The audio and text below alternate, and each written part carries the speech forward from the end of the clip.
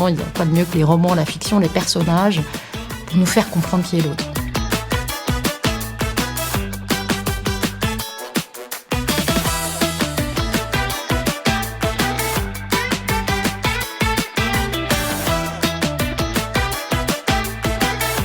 Ça me rassure aussi d'avoir mes livres avec moi. C'est un peu des compagnons et des amis, en fait, depuis tout ce temps, les personnages qui sont dedans. Donc c'est comme de n'être jamais seul.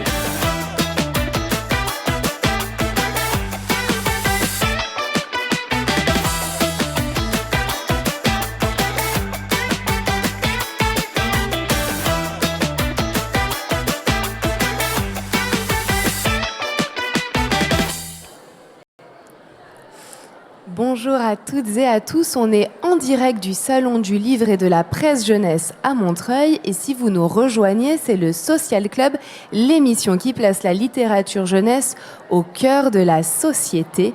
Et pour ce dimanche, on avait envie d'aller explorer la fluidité des genres littéraires. Mais avant, je suis avec Sylvie Vassalo, la directrice du salon. Comment ça va, Sylvie ? Ça va, c'est presque la fin, mais aujourd'hui c'est comme hier une journée familiale et c'est un des moments qu'on adore vraiment ici parce qu'il y a des tout petits, il y a des très grands, il y a beaucoup d'adolescents dans le salon qui viennent rencontrer leurs auteurs et leurs autrices préférées et c'est vraiment une très bonne ambiance. Et alors, qu'est-ce que tu penses de cette fluidité des genres ? Alors en fait, en y réfléchissant ce matin, en me demandant ce que j'allais pouvoir dire, j'ai envie de dire surtout, je suis très curieuse de ce que vous allez raconter, parce que à la fois, je vois bien à la manière dont les enfants lisent, l'importance qu'il y a pour eux de passer sur la même histoire avec les mêmes personnages, de passer d'un support à l'autre, de pouvoir passer d'une BD à un roman, d'un roman à une série, peut-être d'une série à un roman, à une adaptation qui peut se faire sur un écran sous forme de jeu, par exemple. Je vois bien l'intérêt des enfants et des jeunes à avoir un univers comme ça complet qui leur permet d'approfondir un peu leur histoire, leurs personnages, les personnages avec lesquels ils vivent. Et puis on sait que ce soit les enfants tout petits qui aiment bien qu'on leur raconte toujours la même histoire ou les ados qui aiment bien se mettre dans un monde à fond, quitte à passer tout à autre chose après. On voit bien que c'est intéressant. Et d'un autre côté, j'ai quand même en tête, et je peux pas ne pas l'avoir en tête en vivant dans le monde d'aujourd'hui, une sorte de développement de produits dérivés sur la littérature de jeunesse qui, quelque part, peut aussi coloniser les imaginaires. Donc voilà, je suis très curieuse de ce que vous allez raconter et en même temps je sais bien qu'ici, puisque c'est le salon que je dirige, je vois bien à quoi il ressemble. Il y a une telle dose de créativité, il y a la place des auteurs, des autrices, des créateurs, des créatrices qui sont très exigeants par rapport à ce qu'ils apportent aux enfants. Donc j'espère que c'est bien de ce côté-là que ça va pencher. Oui, créer tout un univers autour d'une histoire. Merci beaucoup. On se retrouve demain et très bon salon. Et maintenant, place à la discussion.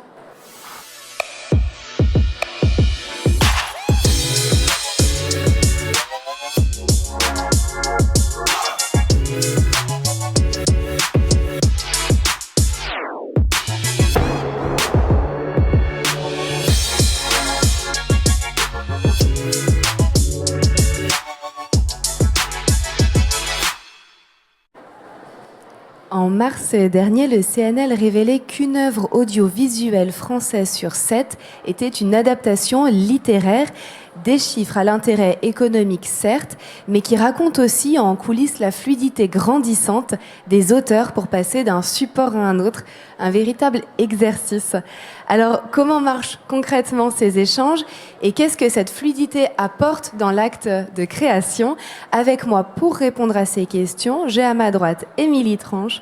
Vous êtes réalisatrice, scénariste et animatrice, notamment de la série Samuel, toujours disponible sur Arte, et puis qui a donné lieu à ce journal de Samuel. Bonjour. Bonjour. À ma gauche, Yael Eker, vous êtes éditrice chez Bayard Jeunesse, des labels BD Kids et Bande d'Ados notamment. Bonjour. Bonjour. Et de l'autre côté, j'ai Marie Caudry, vous êtes autrice et illustratrice et plus récemment réalisatrice du film L'ours et l'oiseau qui initialement était ce très doux ouvrage Les lettres de l'ours. Bonjour. Bonjour. Et enfin, Stéphane Melchior, vous êtes scénariste et directeur d'écriture. On aura l'occasion de revenir un petit peu autour de ce métier. Bonjour. Bonjour. Alors, peu importe finalement le support, j'ai envie de dire, au commencement, il faut aussi une bonne histoire pour pouvoir la développer sur plein de formats différents. Et une bonne histoire, Émilie, vous en avez trouvé une avec Samuel. On va pas se le cacher, c'est une super histoire. Alors, moi, Samuel, je le vois un peu comme une mini drama queen qui est traversée par des milliers d'émotions. Il est à la fois drôle, attachant, un petit peu casse-pied parfois. Je me demandais d'où il vient, Samuel. Samuel, je l'ai écrit à partir de mes souvenirs d'enfance. Donc, il est très inspiré un peu de moi, un peu de mes sœurs. On a à peu près le même âge. Voilà, on a toujours aimé toutes les trois se remémorer un peu ce temps-là, nos 10 ans. Et voilà, ça m'a beaucoup servi pour écrire le personnage de Samuel. Puis, il est inspiré, je pense aussi des personnes que j'ai croisées dans mon école primaire aussi. Donc voilà, c'est un peu un melting pot de tout ça. Et ouais, c'est vrai que c'est un peu une drama queen et il se plaint souvent et tout, mais je l'aime bien quand même. Oui, il est très cool. Et donc, c'est une série qui deviendra un livre. Ouais, c'est ça. J'ai rencontré mes éditeurs chez Casterman au moment où j'étais en train d'écrire la série avec mes producteurs. Et l'idée d'en faire une adaptation est venue assez rapidement. Donc, en fait, ça permettait aussi d'avoir la série, de l'avoir en objet et d'avoir vraiment le journal de Samuel en physique, quoi. Et donc, je trouvais que c'était une super idée. Et au moment où donc je me suis attaquée à l'adaptation, j'ai rencontré évidemment il y a eu des enjeux, comme notamment le fait qu'il n'y ait plus la musique, qui est une part importante dans la série. Il bouge plus, quoi. C'est à chaque fois des dessins fixes. Il faut choisir les dessins. Il faut et puis réadapter aussi des scènes qui fonctionnent à l'écran, mais qui, juste sur une feuille, ça fonctionne plus. Donc réécrire aussi, quoi. Oui, effectivement, un petit peu sur cette fabrication, on pourra y revenir. Yael, c'est un petit peu aussi dans cet esprit de passage entre les supports qu'est né le label BD Kids il y a 15 ans. Voilà, il aura 15 ans l'année prochaine. Bayard faisait déjà de la BD, mais il y a donc presque 15 ans, a eu cette idée de lancer un format unique, petit, souple, avec aussi graphiquement vraiment quelque chose qui tape dans l'œil et qui se voit. Et pour commencer, l'idée, ça a été de reprendre des BD qui étaient nés dans la presse. Parce que Bayard, c'est un groupe de presse avant d'être un groupe d'édition et publie les magazines comme J'aime lire, Astrapi, Okapi. Et dans tous les magazines de Bayard, il y a des BD. Donc on s'était dit, j'étais pas là à l'époque, c'était pas moi, mais une fois qu'on a 1 an d'Anatole Latuile, 1 an d'Ariol, ça fait une belle pagination. On peut en faire un livre. Donc effectivement, le passage de la presse à l'édition remonte à il y a assez longtemps chez nous. Oui, finalement, pas tant une nouveauté, mais une sorte de tradition presque éditoriale. Voilà, et en pensant au plaisir pour l'enfant qui reçoit son magazine tous les mois, mais qui parfois ne le garde pas. Il y a des enfants collectionneurs, mais ils ne le sont pas tous. L'idée de pouvoir retrouver chez soi les histoires qu'il a lues pendant l'année, et évidemment de collectionner les livres, parce que le côté maquette identique fait que ça fait c'est joli dans les étagères. J'aime bien cette idée de l'enfant collectionneur, c'est joli. Alors Marie, vous, les lettres de l'ours, j'ai envie de dire tout part d'une ours à qui son oiseau lui manque très très fort, et puis ça devient un livre, cette relation épistolaire, et puis un film. Oui, alors c'est parti d'une image, cette histoire. Gauthier David a écrit dans l'idée de me laisser le plus de liberté possible. Il a écrit la structure de l'histoire avec l'ours qui envoie des lettres à l'oiseau et qui fait tout un parcours. Et il m'a dit, c'est toi qui vas choisir les endroits qu'elle va traverser. Pour que je sois libérée du carcan de l'illustration avec des contraintes trop fortes, et que je puisse représenter exactement tout ce que je voulais. Et ensuite, il a écrit les lettres à partir des images. Et par la suite, on a eu envie d'en faire un film d'animation. Oui, effectivement, il y a vraiment cette idée de voyage. Alors sur cette fluidité, Stéphane, vous avez un peu navigué presque toute votre vie de support en support, essayant un petit peu tout. Et je me demandais, qu'est-ce que vous trouvez dans ce voyage multi-support que vous ne trouvez pas ailleurs en tant que créateur, en tant qu'auteur ? Je ne sais pas ce que je trouve pas ailleurs. Il se trouve que les circonstances ont fait que je me suis très vite penché sur la question du passage d'un support à l'autre, soit du roman vers le dessin animé ou vers la bande dessinée, soit dans l'autre sens. Je suis un scénariste qui a appris son métier dans le dessin animé. Comme vous l'avez rappelé, il y a beaucoup de romans ou de bandes dessinées qui vont vers le dessin animé, ou bien l'inverse, c'est le travail d'Émilie pour le coup, création du dessin animé qui part vers la bande dessinée. Je me suis beaucoup penché sur l'exercice. Un des derniers que j'ai fait, par exemple, c'était l'adaptation pour France Télévisions d'Anna Efroga, d'Anouk Ricard, pour un public peut-être un peu plus jeune que le public initialement visé par la bande dessinée.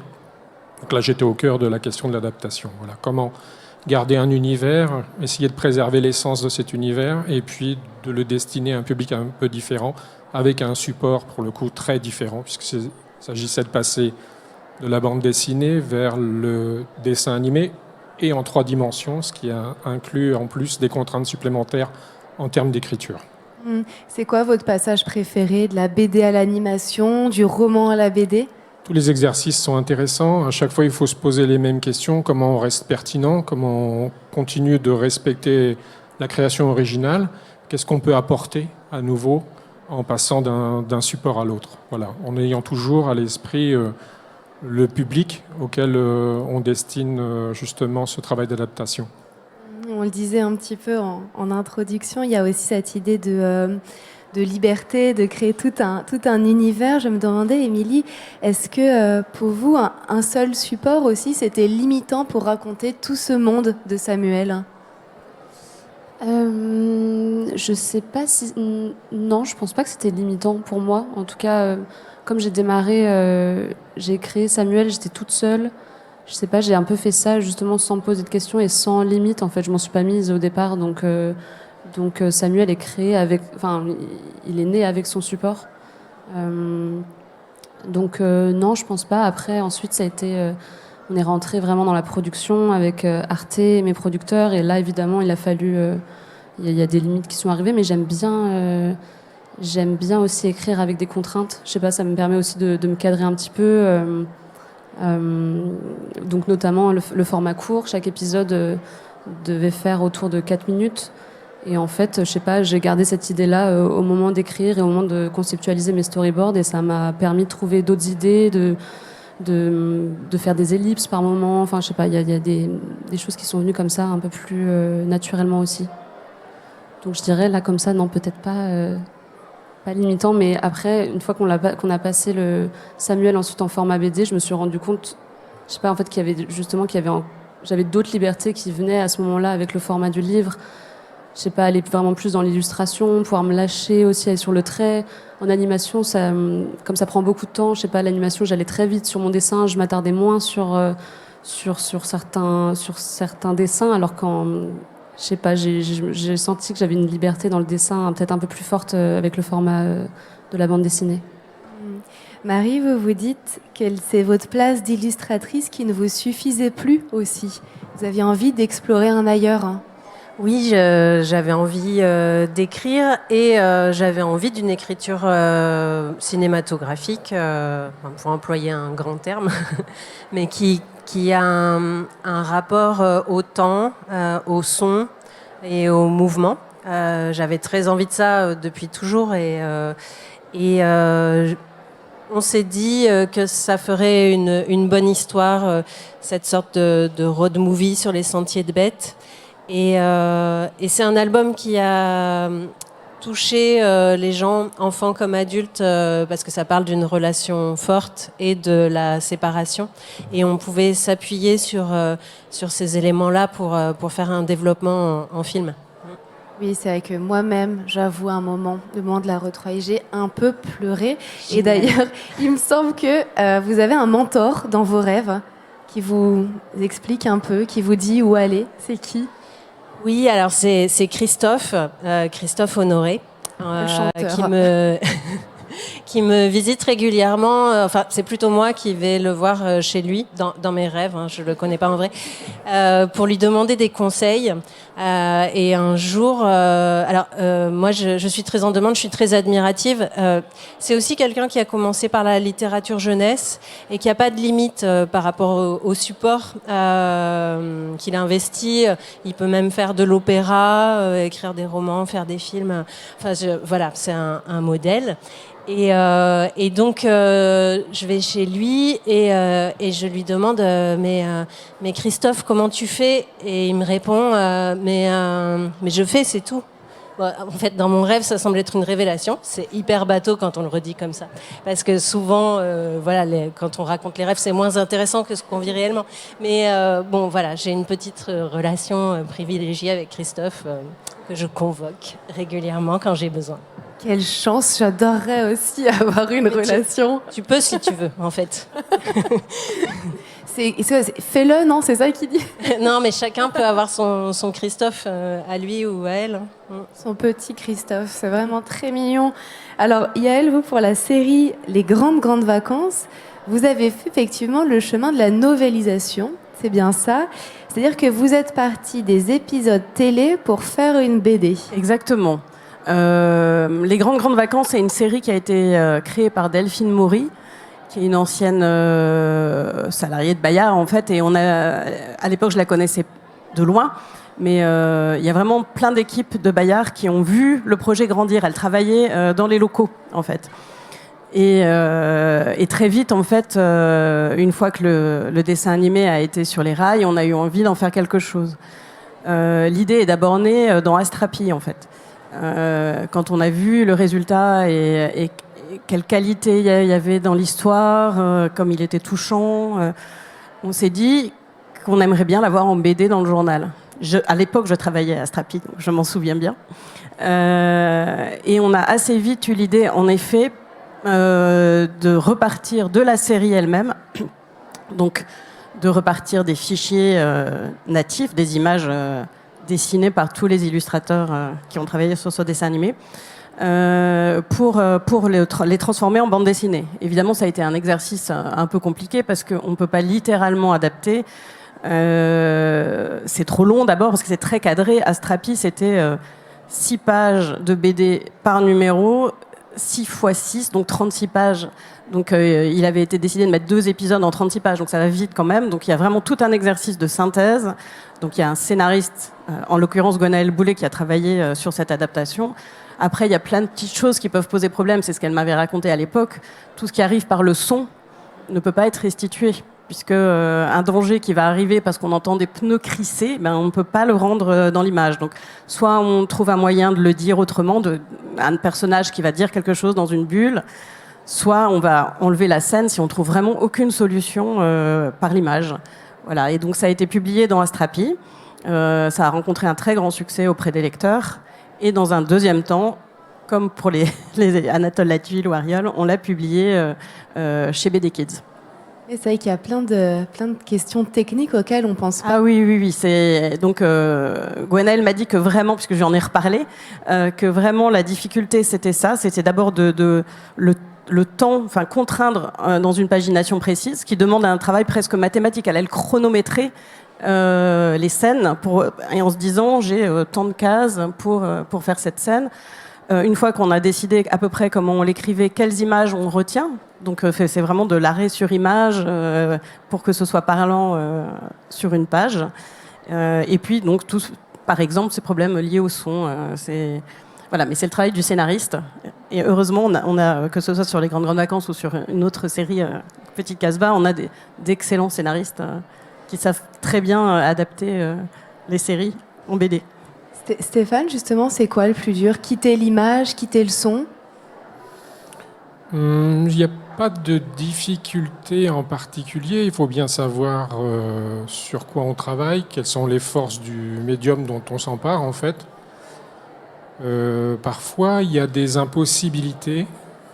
Par exemple, tout à l'heure en aparté, je racontais que j'avais eu la grande chance de travailler avec Nadja, l'auteur de Chien Bleu.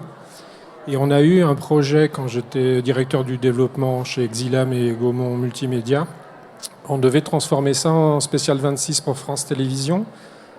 On entrevoyait des possibilités de développer une histoire en fait qui tient en une trentaine de pages, qui a un contenu extrêmement mystérieux. Le personnage principal est incroyablement puissant, mais il véhicule d'abord une présence à l'image. Il fallait donner un contenu quand même. Et lorsqu'on a essayé de répondre à la demande de France Télévisions, qui était un passage vers 52 minutes, c'est-à-dire un moyen métrage, alors on a été dans l'impossibilité absolue d'apporter un contenu suffisant ou quelque chose qui ne vient pas noyer le mystère principal de cette histoire. Et en fait, le projet a fait flop. On n'a pas pu aller jusqu'au bout de ce travail de développement. Parfois, l'envie ne suffit pas. Il faut justement, pour respecter le cœur de cette histoire, parce qu'il ne s'agit surtout pas de trahir un beau récit comme celui-là, il vaut mieux renoncer plutôt que de le faire à tout prix et détériorer une histoire sublime. Des projets impossibles, ça peut arriver alors. Ça peut arriver que parfois un projet soit inadaptable parce qu'il faut répondre à une commande qui correspond pas exactement à la nature même du projet. C'est ça qu'il faut sentir, en fait. Voilà. Tout n'est pas toujours possible dans le registre de l'adaptation, même s'il y a des solutions.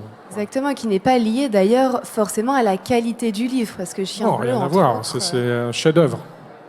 C'est juste le transfert, le passage vers un autre média et surtout vers un timing dont peut-être pour Émilie, elle a peut-être senti, elle changeait peut-être de support aussi, de durée. C'est différent en fait quand on passe d'une durée à l'autre. La bande dessinée, elle a aussi c'est contrainte comme l'expliquait Yaël. Là, et en plus, je l'ai fait plusieurs fois ce travail d'adaptation pour vous, notamment sur le manoir, on passait d'un roman vers la bande dessinée. Et à un moment, vous m'avez dit.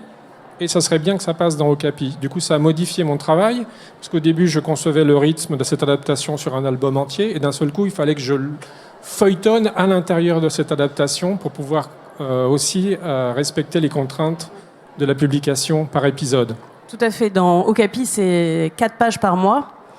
Et dans un monde idéal, le souhait de la rédaction, c'est qu'à la fin de chaque page, il y ait un petit suspense, un petit cliffhanger, enfin quelque chose qui donne envie, évidemment, de lire la suite. Donc, en effet, ça demande de retravailler les scénarios si on s'adapte à la contrainte du magazine. Cette question de timing, Émilie, elle est pas évidente dans le passage entre les supports, entre les genres. Le passage de la série animée à la BD, au niveau du timing, c'est vrai qu'il y a des scènes que j'ai dû raccourcir. Par moments, c'était aussi au niveau du nombre de pages. Moi, je ne savais pas qu'il y avait un truc de... je ne saurais même pas vraiment l'expliquer, mais je ne sais pas, il y a un truc au niveau de l'impression. Il y a des cahiers, en fait. Donc, les cahiers sont de 16 pages. Parfois, on peut faire des demi-cahiers, donc on peut un peu tricher. Mais en effet, les livres sont souvent des multiples de 16, parfois des multiples de 8. Ok, voilà, c'est ça. Et donc, on me disait ça, et donc je me disais... Bon, ok, alors ça veut dire qu'il faut... Je sais pas, donc je condensais quelques scènes. On a... et puis par moments, je sais pas, je sentais... Mais il fallait quand même qu'au niveau du rythme, ce soit digeste, et surtout qu'en plus Samuel parle beaucoup, c'est vraiment guidé par sa voix off.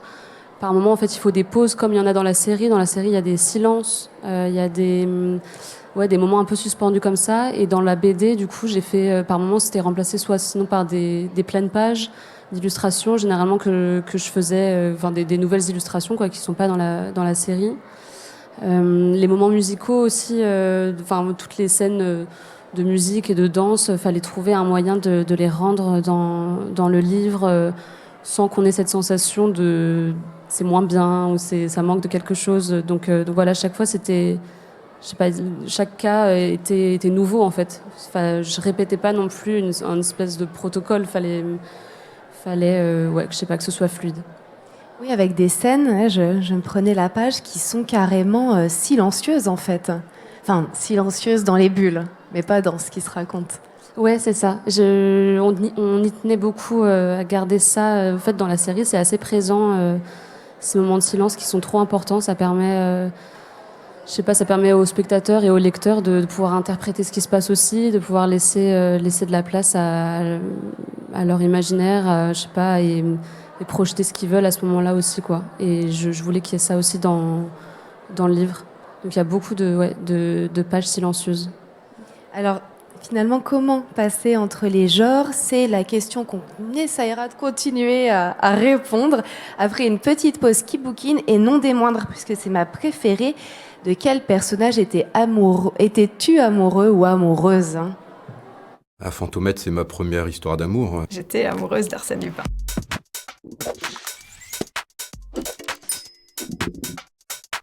Gentleman et cambrioleur, ce sont à peu près les deux caractéristiques les plus séduisantes qu'on puisse imaginer.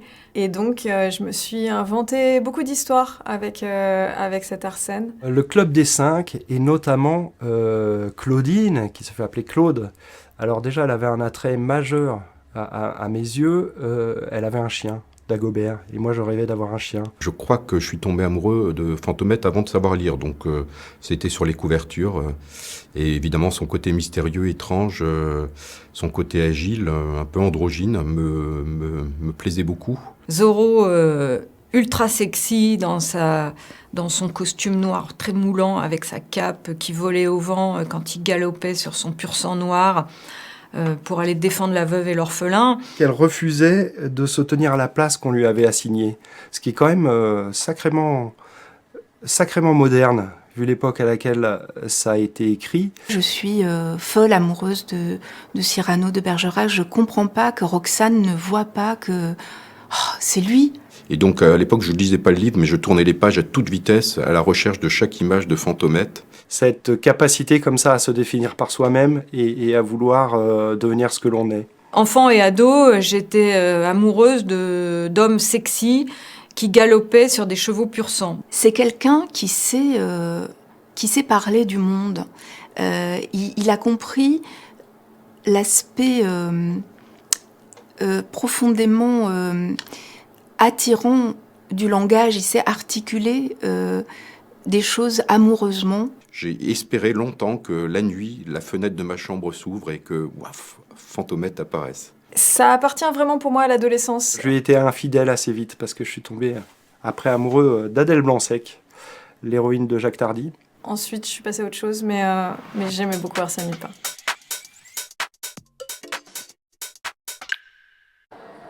Tomber amoureuse, tomber amoureux. Marie, parfois passer d'un support à un autre, est-ce que c'est pas aussi une façon de ne pas se séparer des personnages parce qu'on est tombé amoureux d'eux? Exactement, c'est bien d'avoir cette possibilité de continuer l'histoire d'une façon ou d'une autre. Et moi, c'est quelque chose que j'aimerais poursuivre dans mes autres projets. Bon, là, je pense que pour L'ours et l'oiseau, je les ai assez vus. Mais j'envisage toujours au moment où l'univers d'une histoire commence à me visiter, où je cohabite avec cet univers et je commence à... Je sais pas à la base quelle forme ça aura vraiment. J'aime bien me dire que ce compagnonnage va durer pendant des années et sur les supports de mon choix, et que l'univers va continuer de m'appartenir aussi...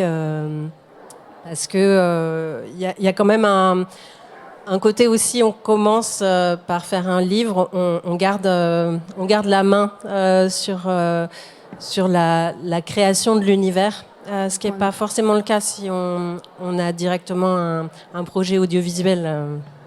Oui, d'un point de vue juridique. D'un point de vue juridique, tout à fait, mais c'est important pour continuer de rêver sur un projet, d'avoir la pleine possession des droits sur ce projet-là. Ouais.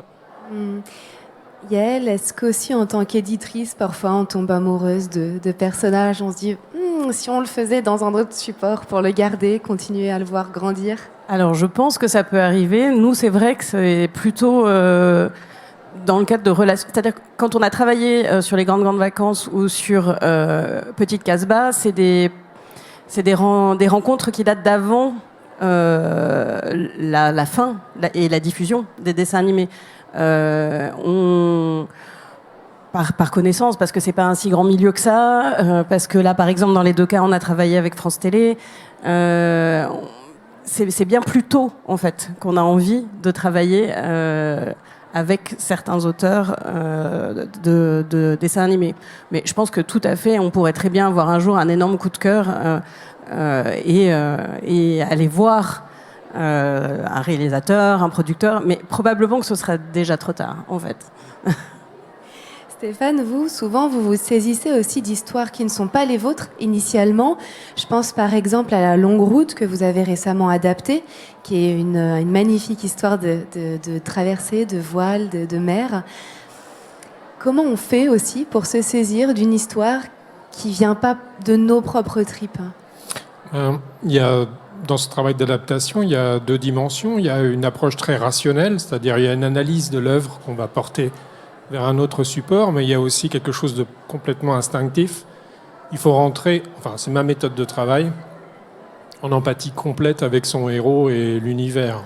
Chez moi, ça peut aller assez loin, puisque pour cette adaptation de La Longue Route d'après le récit de voyage de Bernard Moitessier, je suis allé passer 3 mois en Asie pour retrouver les traces d'enfance en Indochine, ça s'appelait l'Indochine à l'époque, de Bernard Moitessier. J'ai traversé l'océan Atlantique, je me suis baigné au milieu de l'océan Atlantique, j'ai appris le yoga comme Bernard Moitessier. Enfin, vraiment, je suis rentré en empathie complète avec mon sujet et mon personnage. C'était 10 ans de travail, alors pas 10 ans tous les jours, mais 10 ans de rencontres, de lecture, de voyage, voilà, j'essaye vraiment. Et bon, là, c'est peut-être la partie la plus spectaculaire dont on parle ensemble, mais quel que soit le sujet, en fait, j'essaie d'en savoir un maximum sur cet univers, sur ce personnage qu'on me prête, de bien le respecter. La première personne à qui je pense, c'est l'auteur. Je veux qu'il soit fier de mon travail. Après, je pense toujours au lecteur ou au spectateur et je veux pas qu'il s'ennuie. On n'a pas le droit de se moquer de lui, il va dépenser de l'argent pour recevoir cette histoire et il faut qu'il en ait pour son argent et je veux qu'il passe un beau moment toujours. J'ai ça à l'esprit. Voilà. Après, ça devient de la cuisine. Je me vois plutôt comme un artisan qu'un artiste. Voilà. Mais oui, il y a une empathie. On aime beaucoup ces personnages. Mais il faut apprendre à les laisser aussi, puisqu'on ne peut pas vivre constamment avec eux. Donc, il y a un moment, on leur lâche la main et on va retrouver d'autres personnages avec lesquels on va apprendre aussi. Oui, lâcher les mains, en prendre d'autres. Émilie, je crois qu'il y a justement un spin-off de Bérénice, un spin-off BD qui est en cours. C'était un personnage que vous vouliez pas laisser partir. Je voulais pas lâcher. Ouais, j'aime trop Bérénice. Et oui, je travaille sur un roman graphique et elle est le personnage principal. Ouais, j'adore écrire ce personnage. Elle a un petit côté cinglant. Elle dit tout ce qu'elle pense. Elle est entière et je m'en suis aperçue au moment où j'écrivais la série, où je faisais les storyboards. En fait, je sais pas, je me suis dit, faut que je fasse un truc avec elle plus tard. Et voilà, donc elle a son support à elle. Je travaille aussi donc je continue avec mes personnages. Je travaille sur la saison 2 de Samuel. Lui, il reste en animation. Mais c'est vrai qu'un jour, il faudra que j'apprenne à leur dire au revoir. Oui, c'est pas évident. Ouais, mais c'est vrai que on va dire que le roman, la BD le journal de Samuel m'a permis de faire ça aussi sur la saison 1. En fait, quand la série est sortie, il y a eu un code, c'est sorti et ça a explosé un peu et ça m'a fait bizarre et il y a eu un truc même, c'était à la fois génial et en même temps il y a eu quelque chose d'un peu vertigineux et je voulais plus regarder mes épisodes. Samuel, je sais pas, c'était devenu ce truc là comme ça qui c'était devenu vraiment mon travail et en fait de faire l'adaptation en bande dessinée, ça m'a permis de retrouver mes personnages et même de renouer avec eux et de bien clôturer cette première saison et de façon saine en fait. Voilà, du coup d'une certaine manière c'était pour leur dire aussi au revoir et à bientôt puisque je continue. À bientôt finalement. Et d'ailleurs moi quand je vous entends, j'entends aussi la voix de Samuel parce qu'on parlait d'adaptation mais vous avez fait aussi je crois presque toutes les voix de la série. Ouais, toutes les voix, ouais, de tous les personnages. C'était un truc... j'ai posé ma voix dessus au tout début quand je faisais les épisodes toute seule. parce que c'était plus simple que de demander à quelqu'un de le faire. Et donc je me suis aperçue que j'avais une voix de petit garçon de 10 ans, ce qui est à la fois bien et bon, pas incroyable non plus. Mais et voilà, et c'est Arte qui m'a soufflé l'idée de doubler aussi les autres personnages. Parce que quand je faisais mes animatiques, mes storyboards et tout ça, je mettais ma voix sur tout le monde pour la maquette. Et en fait, on s'est rendu compte que ça marchait bien. Et après, il a fallu...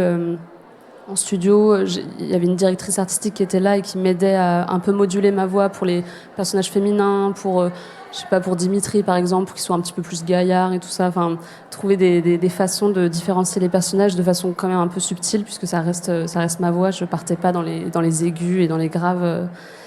Mais voilà, j'ai adoré faire ça, vraiment. Oui, c'est vraiment un truc d'artiste multitâche qui m'impressionne vachement. Yael Ecker, comment on sait si une histoire peut être déclinée ou non? On en parlait tout à l'heure avec le chien bleu. Est-ce qu'il y en a où vous dites non, ça c'est pas pour une déclinaison? Je pense que ça pourrait arriver. Finalement, il y en a assez peu en fait qu'on transforme. Et quand on le fait, c'est qu'on est persuadé que ça vaut le coup. Donc oui, je pense qu'il y a à la fois un coup de cœur pour une histoire, il faut que l'histoire soit bien écrite. Et ça, c'est la base, je pense, il faut une belle histoire. Après, comme chaque support a ses contraintes, c'est ce qu'on vient de voir pas mal, il y aura toujours des histoires qui ne se prêteront pas à d'autres supports que celui où elles ont été créées. Mais sur le principe, je pense que dès le départ, il faut quelque chose de bien écrit. Voilà, un très bon auteur. Ouais, et puis c'est vrai qu'on le dit pas souvent, mais d'un point de vue aussi de la précarité de l'auteur, ça peut aussi permettre de diffuser son histoire et puis de pouvoir en vivre. Marie, est-ce que vous, de passer d'un support à un autre, ça peut aussi vous avoir aidé pour continuer un acte de création tout en étant plus sécurisé? Alors, à partir du moment où on se lance dans un métier créatif, on s'attend à n'être jamais sécurisé. Enfin, c'est des frontières qui sont toujours repoussées. En plus, il faut accepter de vivre dans l'incertitude et pas savoir vraiment de quoi demain sera fait, et y trouver une forme d'énergie et de motivation. Et on surfe avec ça, de toute façon. Donc, par ailleurs, on peut avoir un petit plan de carrière si on veut, mais bon, souvent ça marche pas comme ça. Il y a beaucoup de hasard, de rencontres, de chance, parce que on peut pas vraiment prévoir ce qui va marcher ou pas. Enfin, je sais pas si Émilie s'attendait à un tel succès pour sa mère. Non. Voilà. Donc voilà, il y a toujours un coup de dé. Mais le fait de travailler dans le spectacle ou dans l'audiovisuel, on peut avoir un statut d'intermittent, ce qui réduit quand même beaucoup la précarité. Enfin, on peut avoir une vision sur 1 an au lieu d'avoir une vision sur 2 mois. Donc c'est pas mal, on gagne un peu. Donc oui, ça a pu jouer. Alors évidemment, ça peut pas être un motif pour travailler sur un spectacle ou une adaptation, parce que ce serait très étrange. Mais c'est un confort qu'on peut avoir en étant artiste. On peut l'utiliser de cette façon-là, de se dire, en fait, peut-être que je suis pas à la bonne place en étant illustratrice dans le monde de l'édition. Pas à la bonne place artistique, mais aussi de statut. Et il y a d'autres choses à explorer, d'autres endroits. Et on peut se permettre de faire des ponts et d'être fluide à cet endroit-là aussi. Du côté des financeurs, quand on passe du livre au film, ils sont plutôt réceptifs, sceptiques?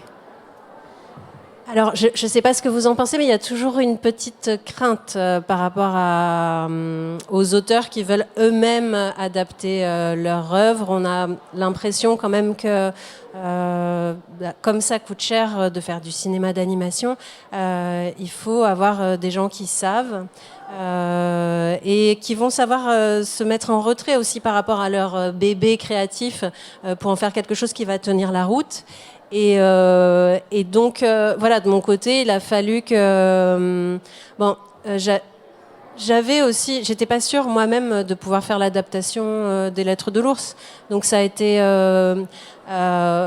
il y a eu une grande ouverture d'esprit de la part de Miyu, de me permettre d'essayer au moins, et surtout de me faire rencontrer des personnes comme Dewi Noiri, qui a beaucoup contribué à la mise en scène, et ensuite à chaque étape de l'animation, des personnes qui ont su respecter ma vision, mais m'apporter aussi leur savoir-faire que j'avais absolument pas. Stéphane Melker, sur cette même question. Ça m'est souvent arrivé de me retrouver dans cette position, travailler pour des auteurs vivants. Chaque fois que je peux, je les intègre au processus de création. Je trouve qu'ils ont d'abord une curiosité légitime à voir leur travail transformé. Par exemple, passer de la bande dessinée vers le dessin animé. Il y en a qui sont intéressés par le processus d'écriture. Souvent, je leur propose de coécrire, par exemple, Anouk Ricard, elle n'avait jamais fait de dessin animé, elle m'a demandé de l'aider parce qu'on réussisse l'exercice. Et immédiatement, je lui ai proposé de coécrire. Il ne me serait pas venu une seconde à l'esprit de l'exclure du processus d'écriture. En plus, elle a une nature d'auteur qui est tellement forte qu'il fallait essayer de conserver autant que possible dans l'adaptation. Voilà, quelquefois, c'est pas possible. Il y a un manque d'expérience. Quand je fais, par exemple, l'adaptation du Clan des Otori de Lion Hearn pour Gallimard. Lion Hearn, elle ne connaît rien du tout à la bande dessinée, elle vit en Australie. Je ne vais pas l'intégrer dans un processus de scénarisation où elle sera complètement perdue. Aujourd'hui, c'est sa récréation, on adore recevoir nos albums avec Benjamin Bachelier, mais voilà, après, d'autres fois, c'est pas possible, ou même les auteurs sont du coup pas intéressés. Quand je travaille pour les Royaumes du Nord, Pullman, il va pas vouloir coécrire ce genre de choses. C'est trop loin de ses préoccupations, même si il est sensible au travail d'adaptation, par exemple. Et puis parfois, on parle beaucoup. C'est vrai qu'on parle beaucoup du livre, de l'audiovisuel, mais parfois, ça peut prendre plein de formes différentes. En fait, cette exploration des supports. Yael, moi, je pense à l'Ariol Show, qui est complètement dingue. Est-ce qu'on peut revenir sur cette forme ? Alors ça, c'est né du désir et de l'imagination d'Emmanuel Guibert. Donc Ariol, c'est une bande dessinée écrite par Emmanuel Guibert et dessinée par Marc Boutavant, qui paraît depuis à peu près 25 ans dans J'aime lire. Et là, on vient de sortir le numéro 21. Et c'est un univers donc extrêmement riche qui raconte de manière romancée, évidemment, l'enfance d'Emmanuel Guibert. Il met beaucoup de lui là-dedans. Et donc, il est très attaché à son personnage. Et il a eu très vite envie de le décliner sous plein de formes, en effet. Et comme il est musicien, qu'il a même hésité à faire carrière dans la musique, entre la musique et la bande dessinée, et qu'il a aussi composé, parce que Ariol a été adapté en série animée, et Emmanuel avait composé des chansons pour la série animée. Donc au bout d'un moment, il avait assez de chansons pour faire un petit spectacle, et il a décidé de lancer un spectacle, l'Ariol Show, donc en collaboration avec la Maison de la Poésie, et ça va faire 10 ans qu'il tourne, donc quand ils peuvent, puisque ça réunit Emmanuel, Marc au dessin, c'est une sorte de concert dessiné en fait, et généralement quand il est là, Bastien Lallemand aux instruments, Emmanuel à la guitare. Et bah oui, il raconte des histoires en direct, il chante, c'est vraiment un show.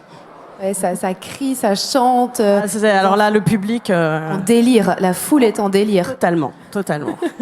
Et puis, alors, il y a aussi d'autres formes, comme la danse.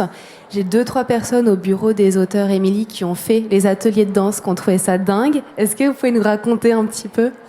Oui, les ateliers de danse. Ah, marrant. Ok, c'est drôle. En fait, c'est ma professeure de danse avec qui je prenais des cours à Angoulême quand j'habitais là-bas, qui est super fan de la série et elle a créé une sorte de cours de 3 heures de danse sur Samuel, avec des thématiques sur l'enfant, sur les souvenirs. J'ai pu assister à quelques cours avec elle, même danser avec les danseurs qui étaient là. Et c'était incroyable, c'était assez fou. On dansait sur les musiques de la série, mais pas que. Il y avait des consignes aussi. On était vraiment dans le partage aussi avec les autres danseurs. On devait...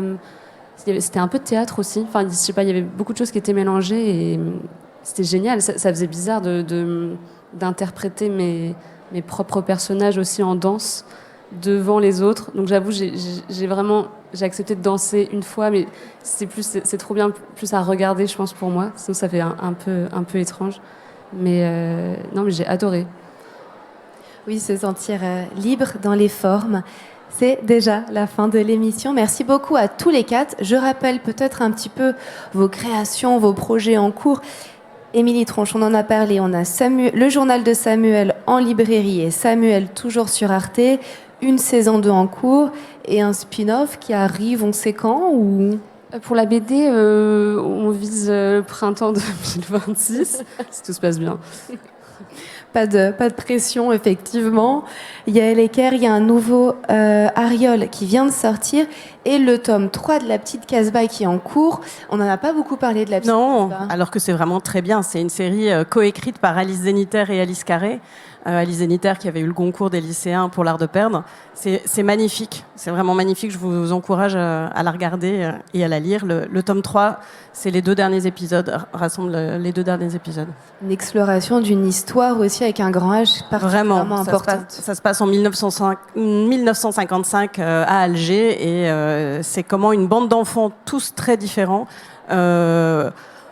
vont sans subir mais vivre quand même le début de la guerre parce qu'en 55 on y est, mais c'est drôle, tendre, joyeux. Certes, il se passe des choses, mais c'est vraiment aussi sur l'amitié.